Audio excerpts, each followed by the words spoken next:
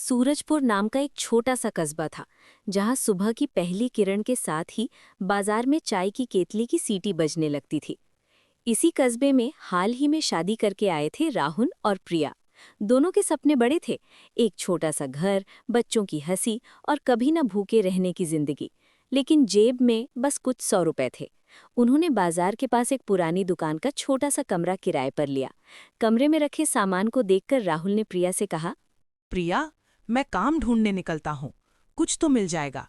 तुम चाय बना लो, मैं शाम को लौटकर बताऊंगा।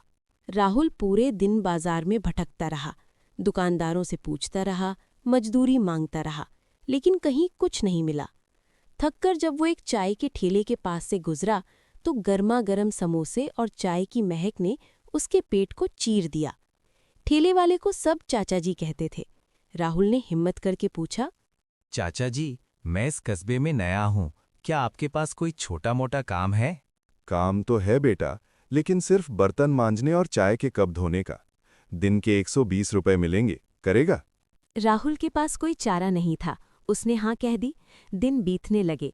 राहुल चुपचाप बर्तन साफ करता और चाचा जी चाय और समोसे बेचते। चाचा जी की दुकान पर भीड़ लगी रहती थी। लोग कहते, चाचा जी की चाय में जादू है।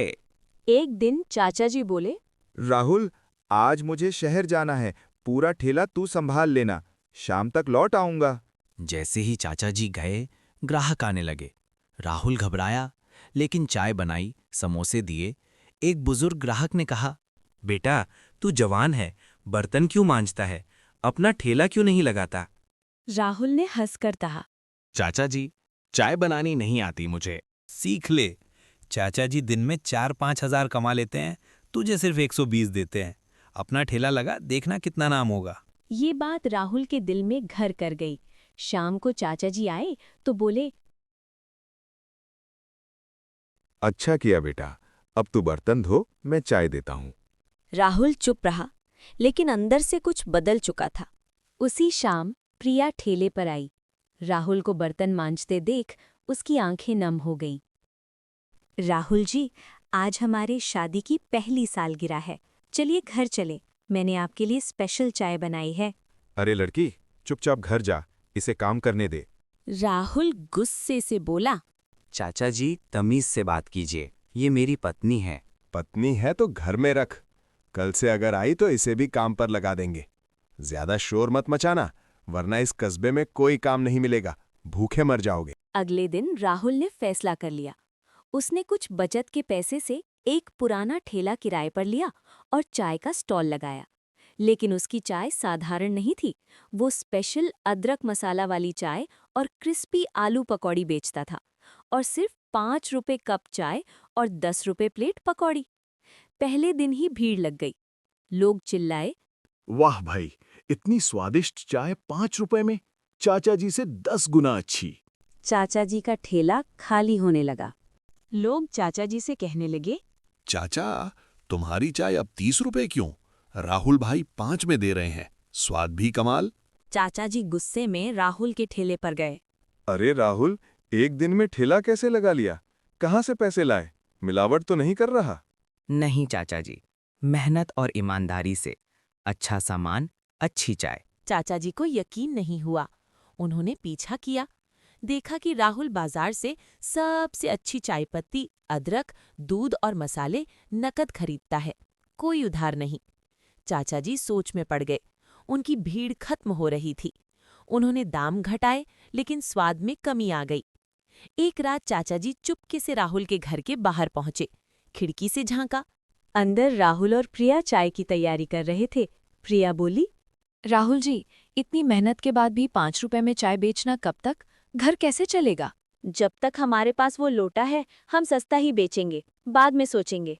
चाचा जी चौंक गए। अगले दिन चाचा जी ने मुखिया जी से शिकायत की। मुखिया जी, राहुल मिलावट करता है, 5 रुपए में चाय कैसे? पोल खुलनी चाहिए। मुखिया जी और कुछ लोग राहुल के ठेले पर आए।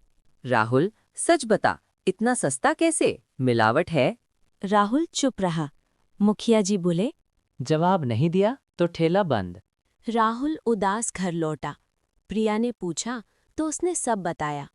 प्रिया बोली, सच बता दीजिए, सच हमारे साथ है, दोनों मुखिया जी के पास गए। राहुल ने कहा, मुखिया जी, जब हम आए थे कमरे में एक पुराना तांबे का लोटा मिला।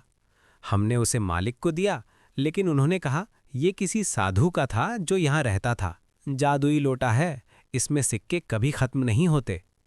हमने मंदिर में चढ़ाया, लेकिन अगले दिन फिर सिक्के मिले। जितना निकालते उतना ज्यादा हो जाता। भीड़ में सन्नाटा छा गया। चाचा जी बोले, झूठ। तभी कमरे का मालिक आया। सच है मुखिया जी, साधु बाबा की जादुई विद्या थी। ये दोनों ने कभी लालच नहीं किया, गरीबों को सस्ती चाय देते हैं। राहुल, तुम्हें गर्व है। कोई और होता तो ऐश करता, लेकिन तुम नेक हो। उस दिन से राहुल का ठेला फिर खुला। चाय 5 रुपए, पकौड़ी 10 में। लोग दूर दूर से आते। चाचा जी का ठेला बंद हो गया, लेकिन बाद में उन्होंने राहुल से माफी मांगी और साथ में काम शुरू किया। राहुल और प्रिया ने कभी दाम नहीं बढ़ाए। बाकी पैसे गरीब बच्चों की पढ़ाई और कस्बे के विकास में लगाए। सूरजपुर में उनकी ईमानदारी और नेकी की मिसाल दी जाने लगी और इस तरह मेहनत, ईमानदारी और नेक इरादे से एक छोटी सी चाय की दुकान कस्बे की शान बन गई।